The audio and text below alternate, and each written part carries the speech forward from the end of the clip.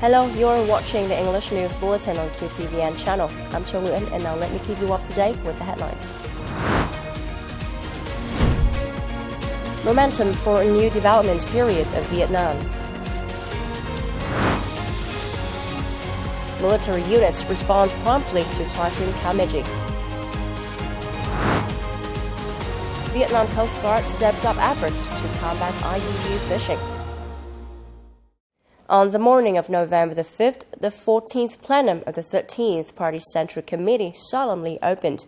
Party General Secretary Tô Lâm presided over the event, and President Lương Cường chaired the opening session. The 14th plenum focuses on two major issues concerning the 14th National Party Congress preparation and others on party building and political system building. These are key issues that will create momentum for a new development period of Vietnam. In his opening speech, Party General Secretary Tô Lâm highlighted the importance of preparation, selection, and nomination of personnel for the Politburo and Secretariat of the 14th tenor.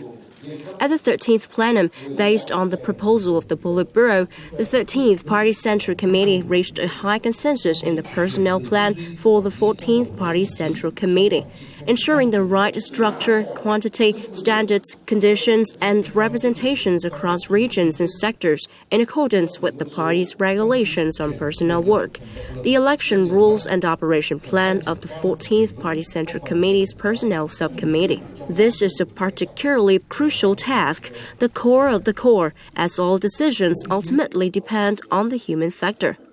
The Party General Secretary expects that the 14th plenum will achieve the highest consensus on a vision for national development and strategic directions to be presented to the 14th National Party Congress.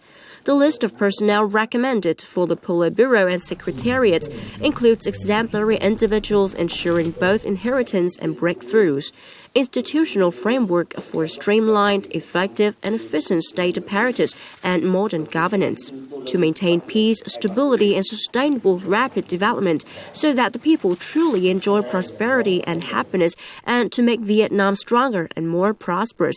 We must make the right decisions and carry out the crucial task set forth by the Party Central Committee through to the end. Also on November the 5th, at the sitting of the 51st session, chaired by National Assembly Chairman Trần Thanh Mẫn, the National Assembly Standing Committee gave comments on key issues, including the draft resolution on mechanisms and policies to remove difficulties in implementing the land law. The draft resolution has 3 chapters and 13 articles, aiming to promptly put into practice the party's and the state's guidelines on land policies, remove bottlenecks and new issues, support social economic development, and improve land management and use. Seeing Lieutenant General Nguyễn Văn Nghĩa, Deputy Chief of the General Staff of the Vietnam People's Army, chaired a conference on the afternoon of November the 5th on the acceptance of training standards for military higher education in 2025.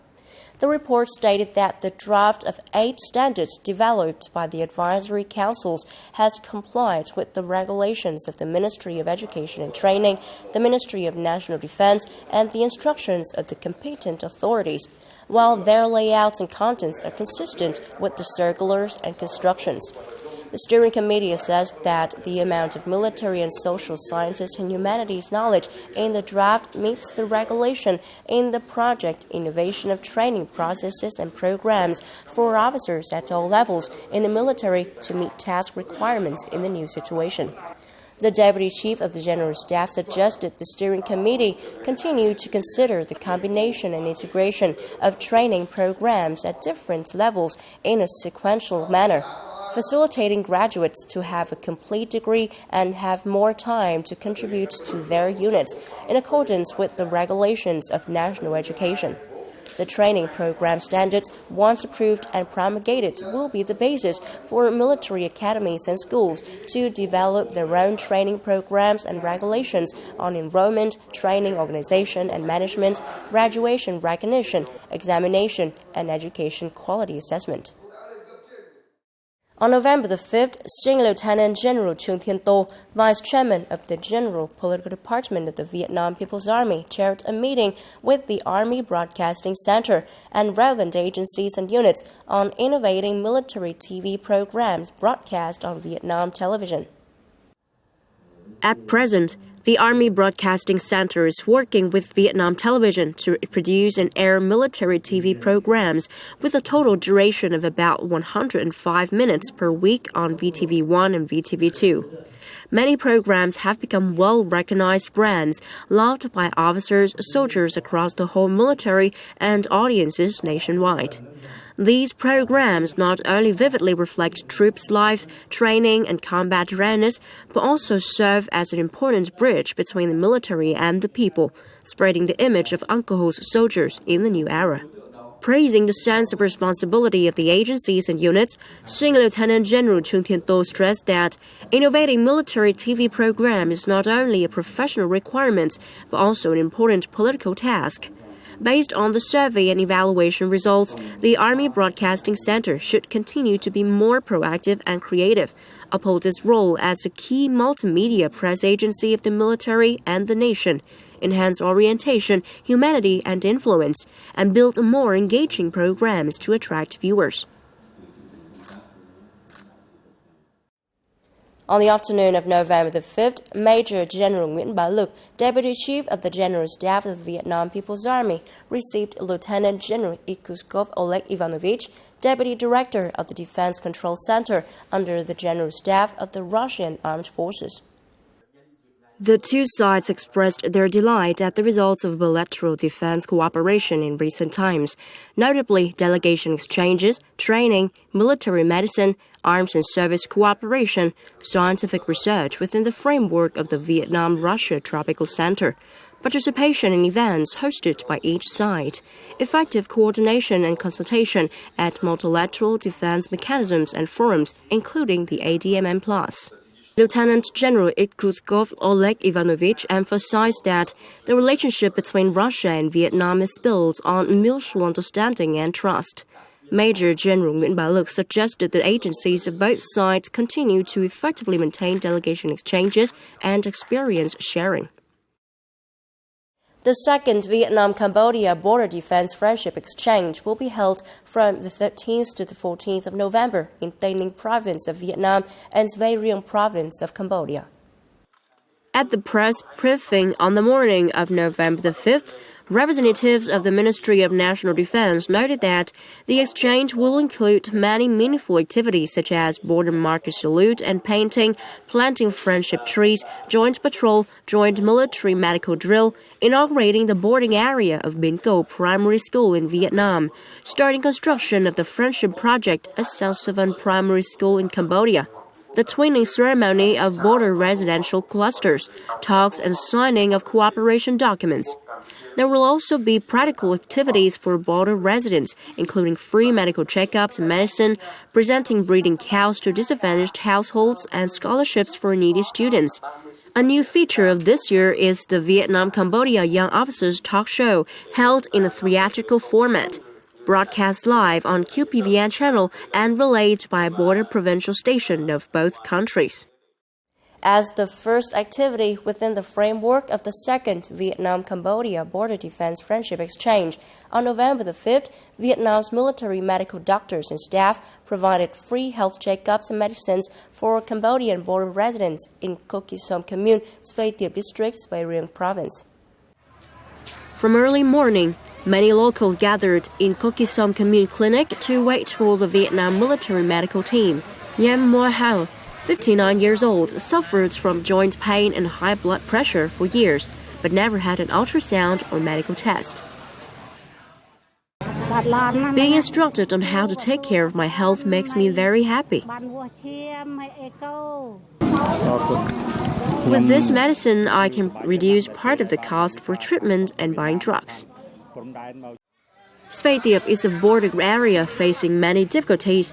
Many residents live far from medical centers and lack access to healthcare service. Therefore, receiving medical care right in the locality is highly meaningful.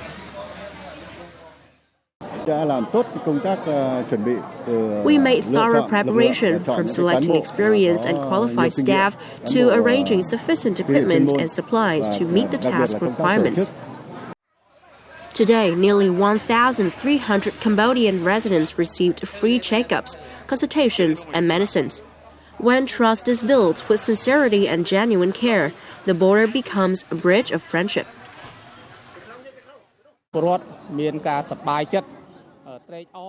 This is a sincere gesture from a good friend, a precious sentiment of Vietnamese soldier for Cambodian people. We paid special attention to professional work and service attitude. It was also a chance for us to exchange expertise with Cambodian colleagues.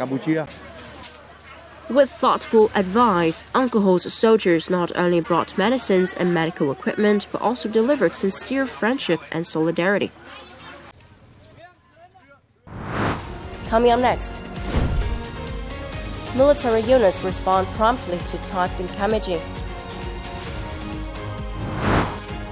Vietnam Coast Guard step up efforts to combat IUU fishing. To promptly direct the response to Typhoon KALMAEGI, military units stationed in areas forecast to be affected have developed plans to proactively cope with the storm and minimize damage. At Regiment 6, leaders of Hue City Military Command alerted forces to check readiness for disaster response and ordered strict maintenance of combat and rescue readiness. We've prepared troops and equipment, especially main and local forces, along with a self-defense and militia force to coordinate with others and promptly handle situations before, during, and after the storm. During an inspection of storm prevention and response efforts at units under Coast Guard Region 3 on November the 5th, the commander of the Vietnam Coast Guard urged absolute vigilance and full preparedness to proactively prevent and address the impacts of storms and heavy rain, in line with the principles of 4 on the spot, 3 readiness, and 5 proactiveness. The Bodyguard Command has ordered units to strictly maintain forces and equipment on duty, ensure smooth communications, and reinforce houses, barracks, and drainage systems. Bodyguard forces in coastal provinces and cities from Thanh Hóa to Ho Chi Minh City have coordinated to inform, check, and guide 61,400 vessels with 291,300 crew members of Typhoon KALMAEGI's path, helping them move to safe areas and avoid danger. Bodyguard stations along the coast of Quảng Ngãi province have mobilized officers and soldiers to help local residents reinforce their houses. The support work has been carried out urgently to ensure completion before the storm makes landfall. In Hai Minh coastal area, Quy Nhơn Ward, Gia Lai province, bodyguards, local forces, and fishermen have reinforced 148 aquaculture cages to minimize risk. Fishermen have committed to leaving before the storm, while the Gia Lai Bodyguard Command and local fisheries sub-department keep vessels owners updated on the storm's path. Presiding over efforts to combat illegal, unreported, and unregulated, or IUU for short, fishing, the Vietnam Coast Guard is working closely with the Bodyguard, Navy, and Maritime Militia to implement resolute measures to prevent fishing vessels from violating IUU regulations, demonstrating strong determination to have EC's yellow card lifted. In Vietnam's maritime zones, relevant forces have detected several tactics used to violate IUU regulations.